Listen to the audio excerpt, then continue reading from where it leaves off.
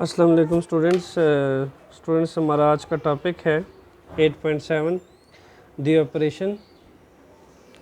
Operation हमारे पास क्या process होता है। Actually it's the changing of liquid molecules into vapours gaseous state from the surface of the liquid without heating it. अगर हम इसके definition पे गौर करें तो ये बात क्लियर होती है कि हमें ऑपरेशंस के लिए स्पेसिफिक सोर्स ऑफ हीट की ज़रूरत नहीं होती। बग़ैर हीट किए भी ऑपरेशंस कंटिन्यू रहती है लिक्विड के अंदर। आप इस वर्ड पे गौर करें, विद आउट हीटिंग इट, यानी हमें जैसे बॉइलिंग के लिए सोर्स ऑफ बॉइलिंग पॉइंट को अचीव करने के लिए लिक्विड के अंदर एक सोर्स ऑफ हीट की ज़रूरत पड़ती थी और हम थ्रू बर्नर जो है वो लिक्विड को हीट करते थे। ऐसे ऑपरेशंस के लिए हमें किसी सोर्स ऑफ हीट की ज़रूरत नहीं पड़ती। बग़ैर हीट किए ऑपरेशन लिक्विड के अंदर हो जाती है। सो दैट्स वाई हम ये कहते हैं कि evaporation is a change of liquid into vapours. ये कहना सही है कि बॉइलिंग के अंदर भी, बॉइलिंग पॉइंट के अंदर भी हम लिक्विड से वेपर फेस के अंदर जाते हैं या लिक्विड से गैसेस स्टेट के अंदर जाते हैं। But you should remember that कि बॉइलिंग पॉइंट के अंदर हमें सोर्स ऑफ हीट की ज़रूरत पड़ती है और हम बॉइलिंग पॉइंट का 100 सेल्सियस डिग्री अचीव करने के लिए सोर्स ऑफ हीट को इस्तेमाल करते हैं एंड देन हमें 100 सेल्सियस डिग्री अचीव होता है। जबकि ऑपरेशंस के लिए हमें किसी भी तरह की सोर्स ऑफ हीट की ज़रूरत नहीं पड़ती, बल्कि सराउंडिंग से जो थर्मल एनर्जी आ रही होती है या सन से मिलने वाली जो हीट एनर्जी होती है उससे भी लिक्विड के अंदर जो है ऑपरेशंस टेक प्लेस होती है। उससे भी लिक्विड्स के मॉलिक्यूल वेपर फेस या गैसेस फेस में जाते हैं। स्टूडेंट्स, ऑपरेशंस को हम ऐसे भी एक्सप्लेन कर सकते हैं, जो स्पॉन्टेनियस स्केपिंग होती है हाई एनर्जी मॉलिक्यूल्स की, यानी सरफेस के जो हाई एनर्जी मॉलिक्यूल्स होते हैं उनकी जो स्पॉन्टेनियस स्केपिंग होती है किस से, लिक्विड सरफेस से किस में, वेपर स्टेट के अंदर, उसको भी हम ऑपरेशंस कहते हैं। सो operations is what actually it's a liquid state, conversion of liquid state into vapor state. Students, operations को मज़ीद बढ़ाने से पहले मैं चंद क्वेश्चंस को राइज करना चाहता हूं जो आपके ऑब्जर्वेशन में शायद हो भी। इससे पहले आपने देखा होगा कि जो क्विक ड्राई होता है वॉश क्लॉथ्स का ना सनी डे, ओके, हम जब कपड़े धोते हैं और कपड़े धो के जैसे ही सनी डे पे छत पे इसको बिछाते हैं तो आप देखते हैं कि वो बहुत जल्दी सूख जाते हैं। ऐसा क्यों होता है? और फिर इसी तरीके से हम अगर हॉट सनी डे के ऊपर, छत के ऊपर या फिर फर्श पे थोड़ा सा पानी फेंकते हैं, आप देखते हैं कि हॉट सनी डे में वो पानी के ड्रॉप्स या स्प्रिंकल ड्रॉप्स जो हैं वो डायरेक्ट डिसअपीयर हो जाते हैं। What's the reason behind this? और फिर एक और क्वेश्चन है हमारे जहन में कि हॉट डे के ऊपर आफ्टर स्वेटिंग क्यों हमें कंफर्टेबल फ़ील होता है, क्यों हम थोड़ा कूलिंग इफ़ेक्ट फ़ील करते हैं, जब स्वेटिंग होती है हम रिलैक्स क्यों फ़ील करते हैं। स्टूडेंट्स, ऑब्जर्वेशन नंबर 4 ये कहता है कि जब हम गर्मियों में कॉटन के कपड़े पहनते हैं तो हम कॉटन के कपड़े पहनने से भी ज़्यादा कंफर्टेबल फ़ील क्यों करते हैं। What's the reason behind this? इसी तरीके से जब हम रूम कूलर चलाते हैं, वाटर कूलर जिसको कहा जाता है, जब हम उसको मई एंड जून के मंथ में चलाते हैं तो हमें बहुत अच्छी रिलैक्सेशन फ़ील होती है, लेकिन जब हम उसको अगस्त या सितंबर के मंथ में चलाते हैं तो हमें उसे सफोकेशन फ़ील होता है। What's the reason behind this? इसी तरीके से अगर हम एसीटोन या ईथर के जो ड्रॉप्स हैं वो अगर अपने पाल में पुट करते हैं, अपने हथेली पे रखते हैं हम, तो उसको अपने हथेली में रखने से वो आफ्टर सम टाइम जो है डिसअपीयर क्यों हो जाते हैं। इन तमाम क्वेश्चंस का जो, इन तमाम प्रोसेस के पीछे क्या रीज़न है, actually it's all due to evaporations. It's all due to just one phenomena, that is evaporations. Students, one by one अब इसको थोड़ा एक्सप्लेन करते हैं कि ऐसा क्यों होता है। और जितने मैंने आपको ऑब्जर्वेशंस बताई हैं सब ऑब्जर्वेशंस का मैं वन बाय वन आपको आंसर करूंगा। वीडियो को एंड तक देखिएगा। स्टूडेंट्स ऑब्जर्वेशन नंबर 1 ये कहता है, जो हमारे पास सन होता है, सन के अंदर हीट एनर्जी होती है, सन में से हीट रेडिएशंस आ रही होती हैं और ये हीट रेडिएशंस किस चीज़ पे मुश्तमिल होती हैं? ये हीट रेडिएशंस थर्मल एनर्जी पे मुश्तमिल होती हैं। इन हीट रेडिएशंस के पास थर्मल एनर्जी होती है, थर्मल एनर्जी। अब होता क्या है कि हमारे पास ये जो सरफेस के मालिक्यूल्स हैं, जब ये रेडिएशंस इन पे फॉल करती हैं, इन सरफेस के मालिक्यूल्स पे ये रेडिएशंस फॉल करती हैं एंड देन ये सरफेस के मालिक्यूल इस थर्मल एनर्जी को ऑब्जॉर्ब कर लेते हैं, जिससे इन सरफेस के मालिक्यूल्स की जो एनर्जी है वो क्या हो जाती है? हाई हो जाती है। सरफेस के मालिक्यूल हाई एनर्जी मालिक्यूल बन जाते हैं। After some time, with the passage of time, जैसे ही जैसे वक्त गुज़रता है, इनकी एनर्जी हाई हो जाती है। इनकी एनर्जी हाई होने के बाद ये स्किपिंग स्टार्ट कर देते हैं from the surface of the liquid, क्योंकि आपको पता होना चाहिए कि जो सरफेस के मालिक्यूल होते हैं वो बॉटम के मालिक्यूल्स की निस्बत उनमें फोर्स ऑफ अट्रैक्शंस कम होती है, क्योंकि वो अपर लेयर से अट्रैक्ट नहीं हो रहे होते, सिर्फ लोअर बॉटम साइड से अट्रैक्ट हो रहे होते हैं और अप साइड से उनकी अट्रैक्शंस बड़ी वीकर होती हैं। दैट्स वाई जब उन्हें thermal energy, limited supply of thermal energy मिलती है सराउंडिंग से, तो आप देखते हैं कि उस limited supply of thermal energy के बाद वो एवपोरेशन स्टार्ट कर देते हैं। यही वजह है कि मैंने बीकर रखा हुआ है। अगर आप इसको सनलाइट की प्रेजेंस में कुछ घंटों तक इसमें पानी रखें और ऑब्जर्वेशन के मुताबिक कुछ घंटे गुजरने के बाद अगर आप इस बीकर के अंदर पानी का लेवल चेक करें तो आप देखेंगे उसका वॉल्यूम बहुत लो हो चुका होगा, पानी का लेवल नीचे आ चुका होगा। उसकी वजह ये होगी कि सरफेस के जो वाटर के मॉलिक्यूल हैं वो स्किप हो चुके होंगे and continuously thermal energy absorb करने से उनकी जो वाइब्रेशनल काइनेटिक एनर्जी बढ़ चुकी होगी और उनका टेम्परेचर भी इंक्रीज़ कर चुका होगा। दैट्स वाई उनकी जो स्किपिंग है from the surface of the beaker that will become higher, और आप देखेंगे कुछ घंटों बाद जो पानी के लेवल है वो नीचे आ चुका होगा। स्टूडेंट्स ऑब्जर्वेशन नंबर 2 की बात करते हैं। स्टूडेंट्स ऑब्जर्वेशन नंबर 2 आपको पता होने चाहिए। ऑब्जर्वेशन ये कहती है कि जो एवपोरेशन है वो एक सरफेस फिनोमेना है। इन्हें अगर मैं ऑपरेशंस को कंपेयर करूं बॉइलिंग पॉइंट के साथ, तो एवपोरेशन सिर्फ सरफेस ऑफ द कंटेनर से हो रही होती है, जबकि जो बॉइलिंग पॉइंट है स्टूडेंट्स वो through out with in the liquid मौजूद होता है, यानी सरफेस में भी, बॉटम में भी, एवरेज में भी, हर जगह पे बॉइलिंग जो है वो हो रही होती है। जबकि ऑपरेशन जो है उसके बारे में आपको पता होना चाहिए कि वो एक सरफेस फिनोमेना है, सरफेस में से ऑपरेशन हो रही होती है। स्टूडेंट्स एक्चुअली होता क्या है, इसको अब थोड़ा सा हम एक्सप्लेन करते हैं। आपको सबसे पहले पता होना चाहिए कि जो एवपोरेशन जो है वो बिलो दी बॉइलिंग पॉइंट होती है। एवपोरेशंस के लिए हम बॉइलिंग पॉइंट को अचीव करना ज़रूरी नहीं है, बल्कि evaporation take place at all temperature. It could be take place at room temperature, it could be take place more than higher than room temperature, it could be take place at average temperature. For evaporation there is we need just a limited supply of heat energy, and the surface molecules get absorb this thermal energy by surrounding, and they start skipping from liquid to gaseous state. This cause evaporations. So अब surface phenomena के लिहाज से अगर देखा जाए तो हमारे पास जो लिक्विड के मालिक्यूल सरफेस पे होते हैं, सरफेस का जो सबसे पहले मैं बॉटम के मालिक्यूल, आप एज्यूम करें कि मैं इस मालिक्यूल की बात कर रहा हूँ।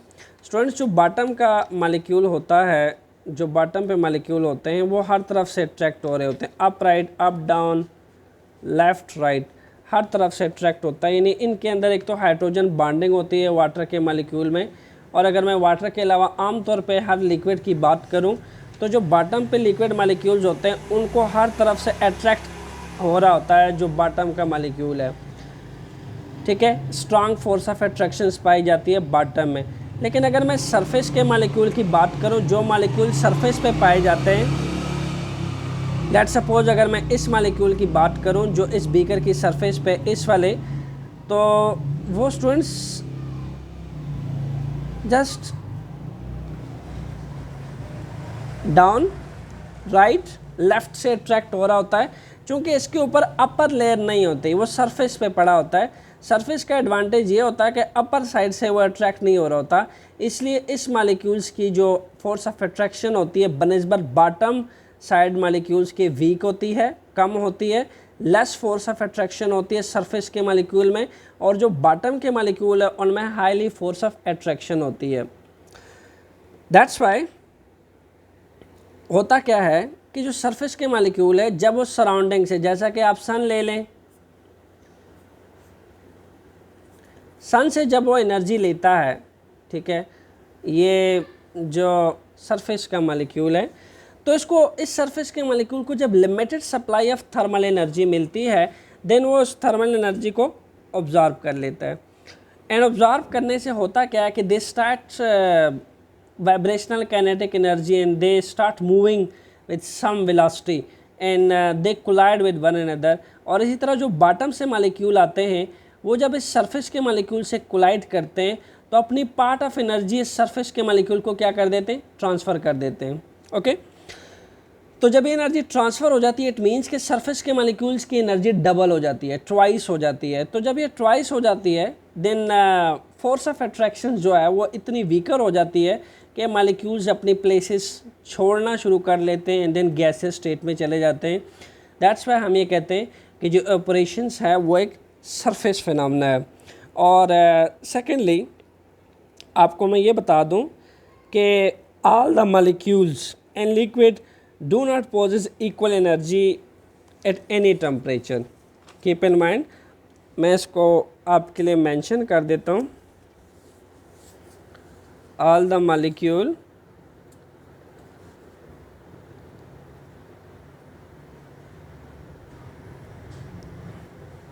do not possess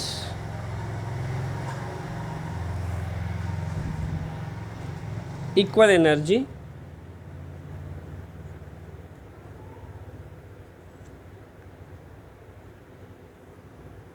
at any temperature।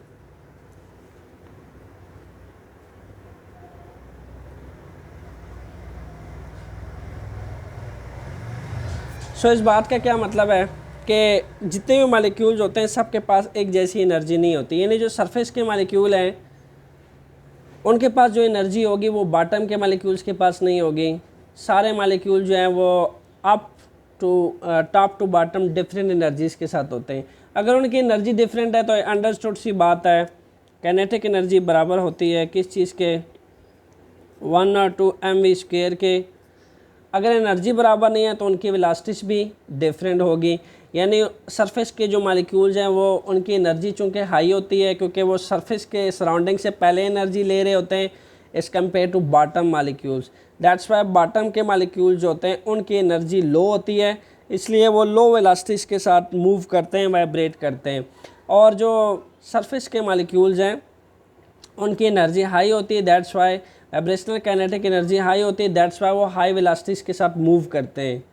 Okay, सो हम ये फिर कह सकते हैं कि जो ऑपरेशंस हैं वो सिर्फ सरफेस में से पॉसिबल है क्योंकि सरफेस के मालिक्यूल सराउंडिंग के साथ डायरेक्ट कांटेक्ट में होते हैं और वो हाईली एनर्जी ऑब्जॉर्व कर लेते हैं। दैट्स वाई उनकी एनर्जी बॉटम के मालिक्यूल्स की एनर्जी से डिफर होती है, चेंज होती है। स्टूडेंट्स अब हम बात करते हैं ऑपरेशन कॉज कूलिंग की, कि ऑपरेशन से हमें कूलिंग इफेक्ट कैसे मिलता है। ऑपरेशन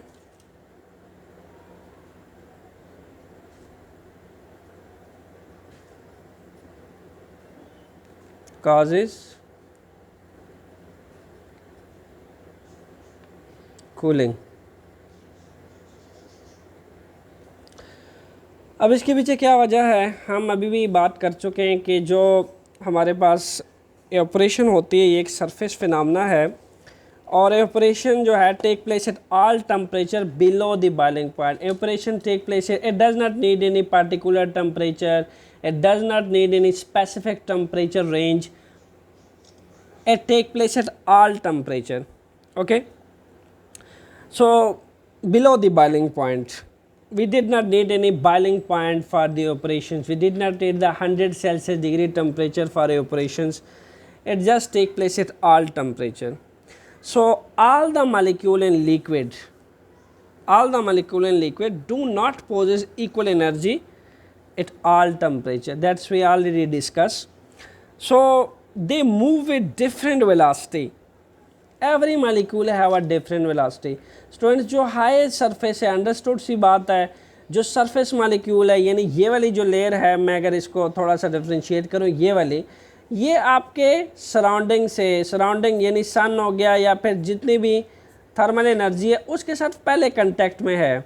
ओके, तो होता क्या है कि सरफेस के मालिक्यूल जो है उनकी एनर्जी हाई होती है, इसलिए वो हाईली वाइब्रेट करते हैं, एंड देन उनकी एनर्जी और प्लस जो फोर्स ऑफ अट्रैक्शंस की मैंने आपसे बात की कि वो जस्ट बॉटम से और लेफ़्ट राइट से अट्रैक्ट कर रहे होते हैं और उनमें लेस फोर्स ऑफ अट्रैक्शन होती है, और जो बॉटम में मॉलिक्यूल होते हैं उनमें हाईली फोर्स ऑफ अट्रैक्शन होती है, इसलिए इनके पास एनर्जी कम होती है. ओके, और वेलोसिटी भी कम होती है, इसलिए ये लो वाइब्रेट करते हैं और ये हाईली वाइब्रेट करते हैं.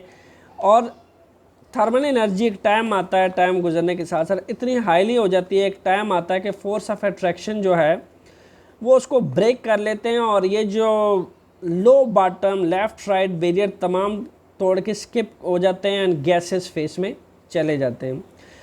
सो अब जो बॉटम मॉलिक्यूल्स होते हैं, ये जो बॉटम में रह जाते हैं, after skipping of these high energy molecule, ये क्या कर देते हैं, ये कूलिंग इफेक्ट देते हैं किसी भी बॉडी के अंदर.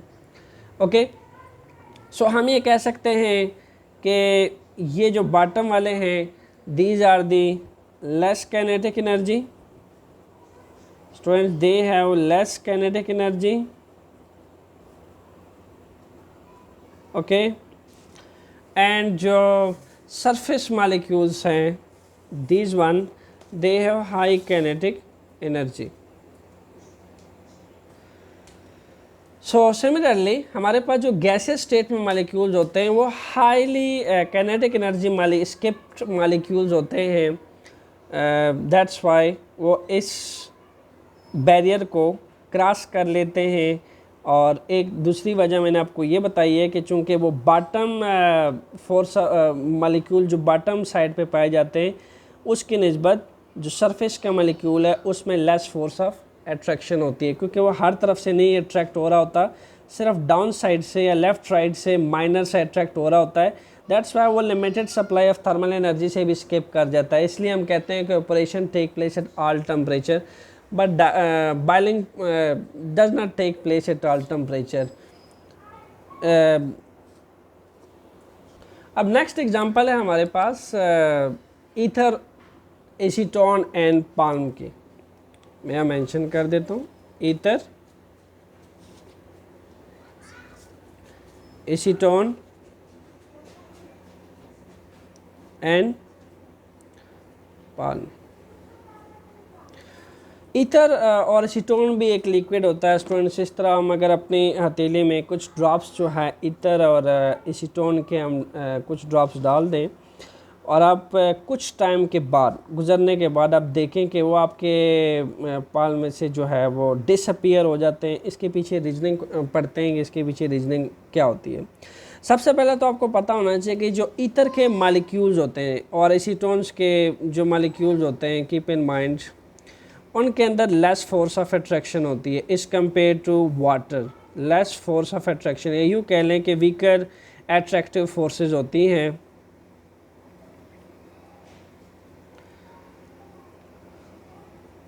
इसीलिए सराउंडिंग से जब एनर्जी उनको मिलती है, कहाँ से, सराउंडिंग से. सराउंडिंग में हमारे पास जो नॉर्मल हार्ड डे पे एनर्जी आ रही होती है, सन से थर्मल एनर्जी आ रही होती है, तो इसको हथेली में डालने के बाद ये सराउंडिंग से कुछ लिमिटेड सप्लाई ऑफ एनर्जी ले लेते हैं, कुछ लिमिटेड सप्लाई ऑफ एनर्जी जो सरफेस पे मालिक्यूल होते हैं, आपको ऑलरेडी मैंने बताया कि वो वीकली अटैच्ड होते हैं नेबरिंग मालिक्यूल्स के साथ। दैट्स वाई उनको जब लिमिटेड सप्लाई ऑफ एनर्जी मिलती है, लाइक थर्मल एनर्जी सराउंडिंग से वो ले लेते हैं, then they overcome the attractive forces and they leave the liquid surface and they start skipping from the surface of the liquid, यानी वो फिर लिक्विड से गैस स्टेट में जाना शुरू कर देते हैं। सेकेंडली, आपको ये पता होना चाहिए कि ईथर और एसीटोन का बॉइलिंग पॉइंट बहुत लो होता है। वाटर का तो 100 सेल्सियस डिग्री होता है, जबकि ईथर और एसीटोन जो है वो लो बॉइलिंग लिक्विड हैं, लो बॉइलिंग लिक्विड हैं। दैट्स वाई की वजह ये भी है कि वो बहुत लिमिटेड सप्लाई ऑफ एनर्जी जब मिलती है उनको सराउंडिंग से, उनके सरफेस के मालिक्यूल्स को, तो वो एनर्जी ऑब्जॉर्व कर लेते हैं एंड देन स्टार्ट वाइब्रेशंस। और ये हाई एनर्जी मालिक्यूल होते हैं और ये हाई वेलोसिटी से मूव करते हैं और स्किप कर जाते हैं from surface to gaseous state. So इसके हम ये लिख सकते हैं, अगर इसको हम पॉइंट में लिखना चाहें, that surface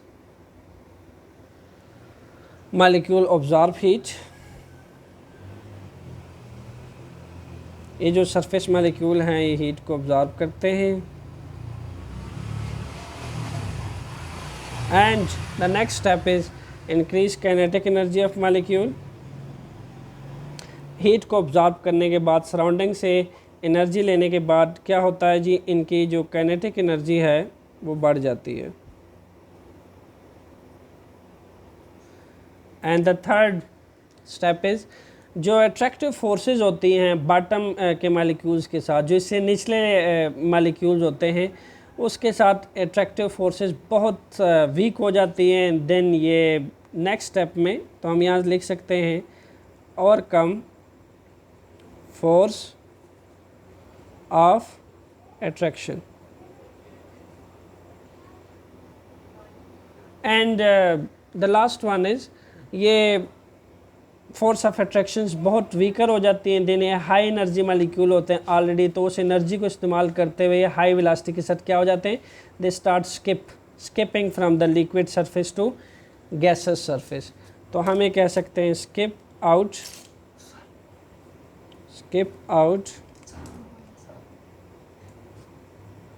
and to gas. So आपके पास जो डिक्रीज काइनेटिक एनर्जी मालिक्यूल होते हैं, जिनकी एनर्जी कम होती है, डिक्रीज काइनेटिक एनर्जी मालिक्यूल, जिनकी एनर्जी हमारे सरफेस के मालिक्यूल से कम होती है,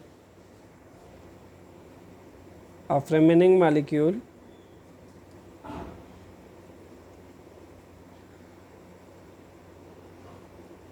of remaining molecule cause cooling। सो आपके पास अगर क्वेश्चन ये आ जाता है कि ऑपरेशन कॉज कूलिंग, उसमें आप इसकी एग्जांपल भी दे सकते हैं। ईथर, एसीटोन एंड पाल्म की एग्जांपल भी दी जा सकती है ऑपरेशन कॉज कूलिंग की। या फिर आपके टेक्स्ट बुक में एक क्वेश्चन है कि why does the operations low down the temperature of a liquids, उसकी एग्जांपल भी दी जा सकती है इस एग्जांपल के थ्रू। सो सबसे पहले क्या होता है, मैं दोबारा समराइज़ कर देता हूँ। सरफेस के मालिक्यूल ऑब्जॉर्व हीट करते हैं सराउंडिंग से, सन या फिर नॉर्मल हार्ड डे पे जो एनर्जी होती है रूम टेम्परेचर पे वो ऑब्जॉर्व कर लेते हैं एसीटोन या ईथर के मालिक्यूल्स। एंड देन होता क्या है, उनकी एनर्जी बढ़ जाती है, काइनेटिक एनर्जी बढ़ जाती है। वो एक हाईली एनर्जी मालिक्यूल्स होते हैं।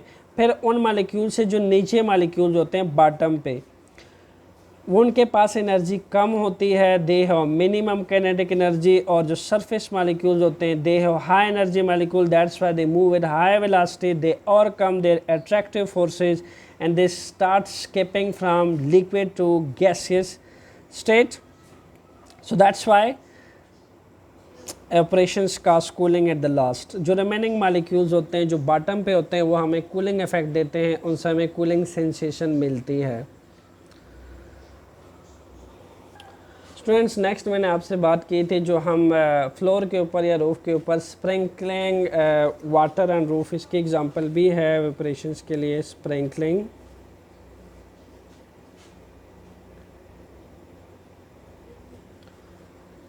वाटर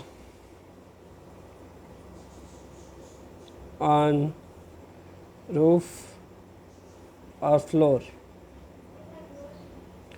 होता क्या है कि आप ऑब्ज़र्व करते हैं कि आप के सरफेस पे जो वाटर, जैसे ही आप इसको फ्लोर पे या फिर रूफ पे रखते हैं तो होता क्या है कि सरफेस के जो मालिक्यूल्स हैं वो सराउंडिंग से एनर्जी ऑब्ज़र्व कर लेते हैं, और जो बॉटम पे मालिक्यूल्स होते हैं उनकी एनर्जी आपके सरफेस के मालिक्यूल से कम होती है।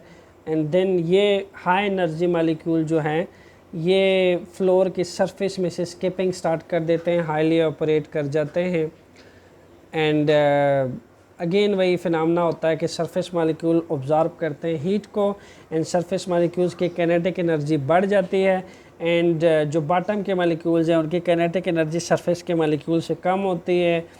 एंड जो सरफेस के मालिक्यूल है दे start skipping from the surface of the liquid, and जो बॉटम के मालिक्यूल है उनकी एनर्जी बहुत कम होती है, जो रिमेनिंग मालिक्यूल पीछे रह जाते हैं, दे कॉजेज कूलिंग। और अगर फैक्टर की बात की जाए स्टूडेंट्स, ऑपरेशन किन फैक्टर पे डिपेंड करता है। Factor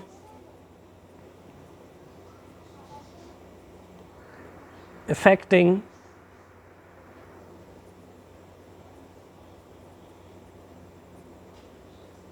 operation, factor affecting evaporation में सबसे पहला फैक्टर है students that is temperature.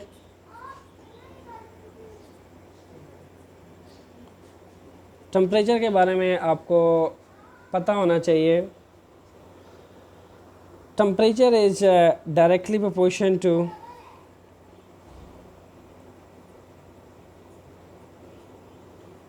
Kinetic energy. जितना हाई टेम्परेचर होगा स्टूडेंट्स उतना ज़्यादा काइनेटिक एनर्जी होगी मालिक्यूल्स के पास, सरफेस के मालिक्यूल के पास, और जितना लो टेम्परेचर होगा उतनी सरफेस के मालिक्यूल्स के पास कम एनर्जी होगी। और काइनेटिक एनर्जी को हम रिप्रेजेंट करते हैं 102 mv² के साथ, यानी जो सरफेस के मालिक्यूल्स हैं, जब लेट्स सपोज ये एक बीकर है, जो सरफेस के मालिक्यूल्स हैं ये वाले, जब इनको सराउंडिंग से हाई टेम्परेचर पे एनर्जी मिलेगी, देन ये हाई एनर्जी मालिक्यूल्स के पास ज़्यादा चांस होगा कि वो हाई वेलोसिटी से मूव करें, okay, with their constant mass, और फिर यहाँ से उतनी ही ज़्यादा स्किपिंग होगी टेम्परेचर बढ़ने की वजह से, ओके। तो जितना हाई टेम्परेचर होगा एवपोरेशंस भी उतने हाई होगी, क्योंकि जितना हाई टेम्परेचर होगा उतनी हाई काइनेटिक एनर्जी होगी, जितनी हाई काइनेटिक एनर्जी होगी वेलोसिटी जो पार्टिकल्स हैं सरफेस के पार्टिकल्स उतने हाई वेलोसिटीज़ के साथ मूव करेंगे, और उतना ही हाई चांस होगा मॉलिक्यूल्स के पास skip from its surface.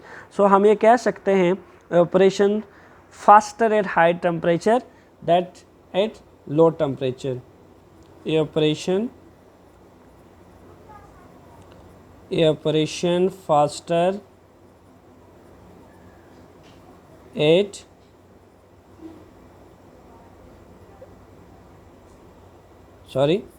at high temperature, okay।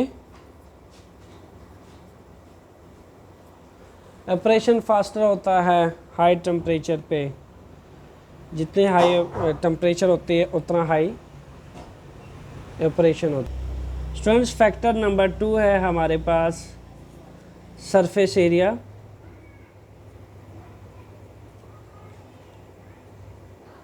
Surface area, so surface area के लिए हमारे पास बेस्ट एग्जांपल है कि वंस टाइम अगर हम एक बीकर ले लें और सेकंड साइड पे अगर हम यहाँ पे हम एक बीकर ले लेते हैं, एंड ये इसमें पानी का लेवल है, एंड सेकंड साइड पे हम ये आप एज्यूम करें कि मैंने यहाँ पे फ्लोर ले लिया या रूफ ले लिया, इसमें ये लिक्विड के मालिक्यूल हैं और इसमें ये लिक्विड के मालिक्यूल हैं। स्टूडेंट्स, देखा जा सकता है कि बीकर का सरफेस एरिया बहुत कम है और फ्लोर या रूफ का सरफेस एरिया ज़्यादा होता है, फ्लोर और रूफ। सो जो फर्श होता है या फिर जो छत होती है उसका सरफेस एरिया ज़्यादा होता है और इसके साथ साथ ये पानी जो इस बीकर के अंदर पड़ा है इसका सरफेस एरिया कम है। तो याद रहे आपको, लेस सरफेस एरिया जब होता है तो लेस मालिक्यूल स्किप करते हैं from liquid to gaseous state. जब हायर सरफेस एरिया होता है तो हायर सरफेस होने से ज़्यादा मालिक्यूल्स के पास चांस होता है कि वो स्किप कर सकें from the liquid to gaseous state. इसका मतलब ये है कि ऑपरेशंस जो है के लिए जितना हाई सरफेस एरिया होता है उतना मैक्सिमम चांस होता है मालिक्यूल्स के पास to skip from the surface. तो फ्लोर या रूफ में से आप देखते हैं जो पानी है वो जल्दी ड्राई इसलिए हो जाता है चूँकि सरफेस एरिया ज़्यादा होता है, उस सराउंडिंग से थर्मल एनर्जी ले लेते हैं, heat energy, and then maximum chance होता है उनके पास स्किपिंग का। तो सरफेस एरिया जितना ज़्यादा होगा उतना आपके पास जो एवपोरेशंस है वो ज़्यादा होगी। एंड जो इसका थर्ड फैक्टर है दैट इज़ विंड। होता क्या है कि जब तेज़ हवा चलती है तो लेट्स सपोज ये कुछ मालिक्यूल हैं और ये तेज़ हवा जब चलती है और इन मालिक्यूल्स जो सरफेस के मालिक्यूल्स होते हैं वो मैक्सिमम सरफेस के मालिक्यूल्स को एनर्जी दे के स्किप करवा लेती है from liquid to gaseous state. Okay, उन्हें ऊपर ले जाती है। तो जो बॉटम के मालिक्यूल्स के ज़्यादा चांस मिल जाता है ऊपर आने का।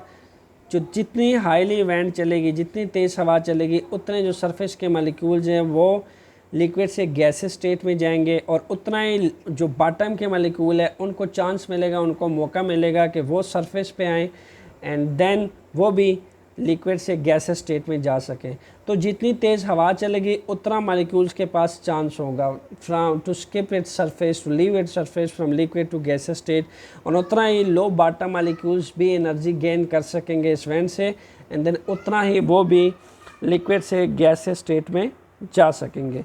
स्टूडेंट्स, इसकी जो फोर्थ नेचर है that is about nature of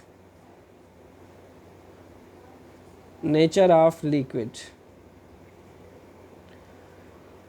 nature of liquid से ये बात साबित होती है कि हर लिक्विड का अपना एक नेचर होती है, उनकी फिजिकल प्रॉपर्टी चेंज होती है, उनकी केमिकल प्रॉपर्टी चेंज होती है। हर लिक्विड के मालिक्यूल्स का जो मालिक्यूलर स्ट्रक्चर होता है स्टूडेंट्स वो चेंज होता है। यानी अगर मैं ईथर और वाटर में एग्ज़ाम्पल लूँ, मैंने एक बीकर में वाटर ले लिया है और एक बीकर में मैंने एसीटोन ले लिया है या फिर मैंने ईथर ले लिया है।